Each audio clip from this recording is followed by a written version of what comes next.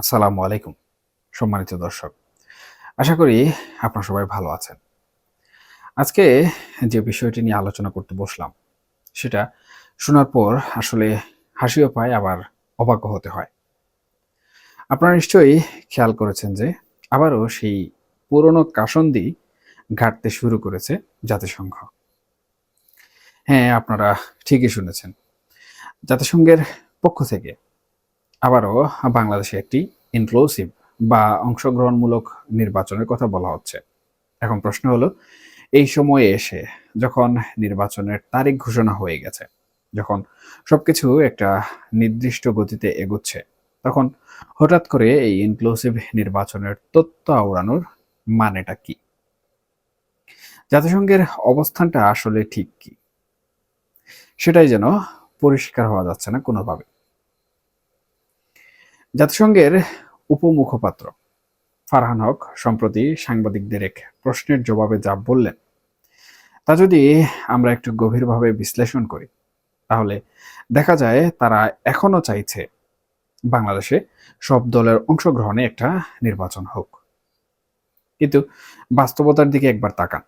আগামী 12ই ফেব্রুয়ারি নির্বাচনের তারিখ ঠিক করা হয়েছে।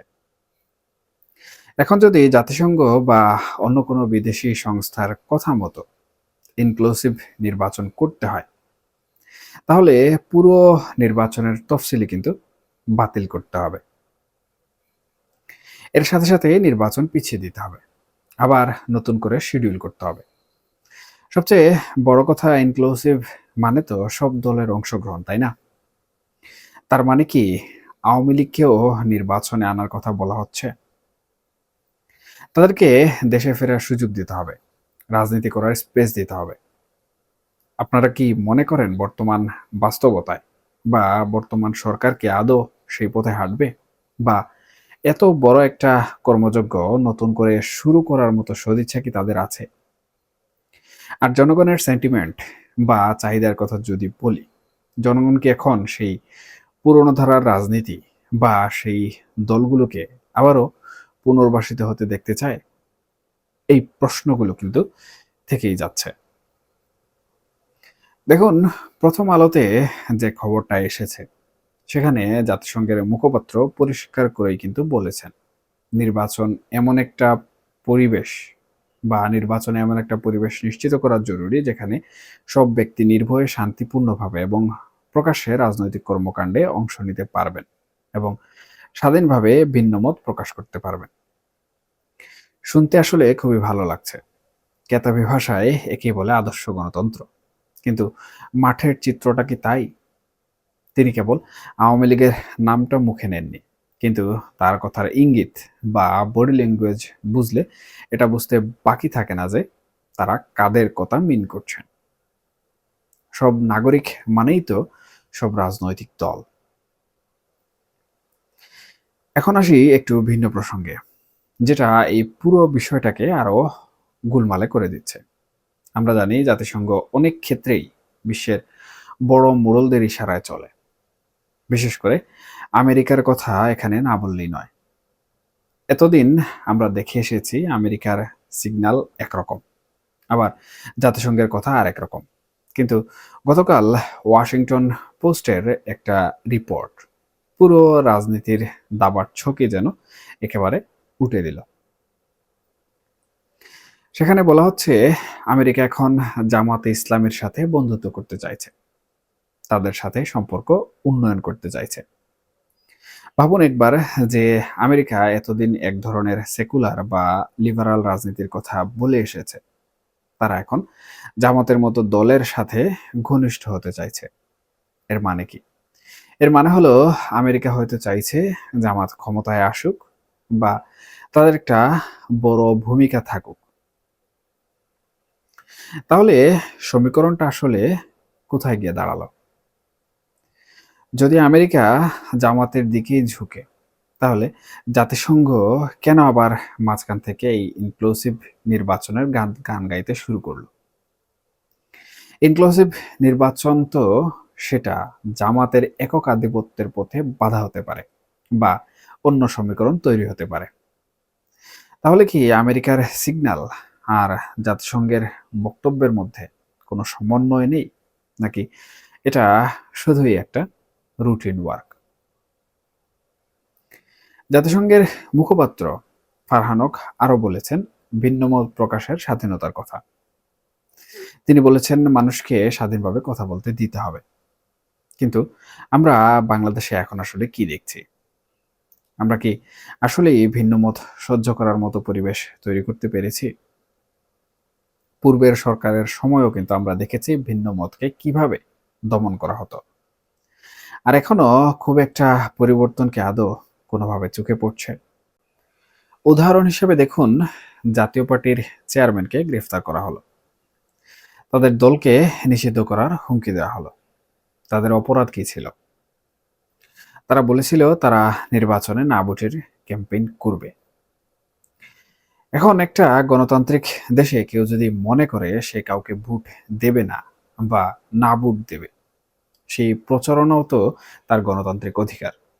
কিন্তু সেই অধিকারের চর্চা করতে গিয়ে যদি গ্রেফতারের শিকার হতে হয়, তাহলে জাতিসংঘের এই নির্ভয়ে রাজনৈতিক কর্মকাণ্ড চালানোর বলিটা কি হাস্যকর শোনায় না? আসলে আমার কাছে মনে হয় জাতিসংঘের এই বক্তব্যগুলো অনেকটা নিয়ম রক্ষা করার মতো। তারা জানে তাদের কথায় খুব একটা কিছু যায় আসবে না। সত্যি বলতে জাতিসংঘ এখন সারা বিশ্বেই অনেকটা ছোট জগন্নাথ হয়ে গেছে।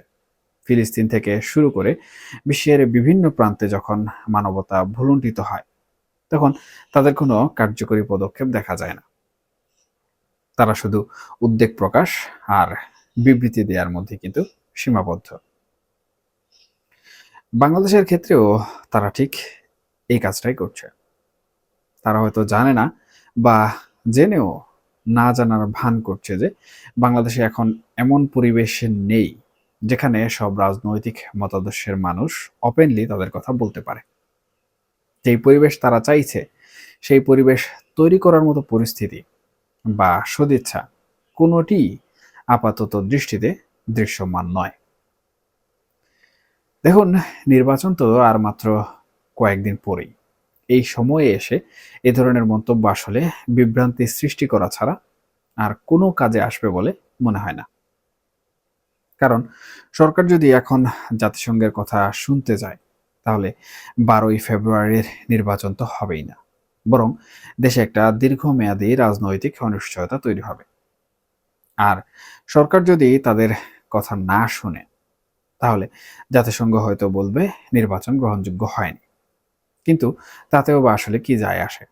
ক্ষমতার রাজনীতিতে শেষ পর্যন্ত যার লাঠি তার মাটি। এটাই কি আমরা আবারও দেখতে চলেছি? আমেরিকা এখানে তাদের স্বার্থ দেখছে। তারা তাদের মতো করে গুটি চালছে। কখনো জামাতের দিকে ঝুঁকছে, কখনো অন্য কোনো কাঠ খেলছে। আর জাতিসংঘ তাদের আমলাতান্ত্রিক ভাষায় সুন্দর সুন্দর কথা বলে যাচ্ছে। মাঝখান থেকে আমাদের দেশের সাধারণ মানুষ আর রাজনীতির মাঠের কর্মীরা বিভ্রান্ত হচ্ছে। তবে একটা কথা পরিষ্কার, বাইরের কেউ এসে আমাদের সমস্যার সমাধান করে দিয়ে যাবে না।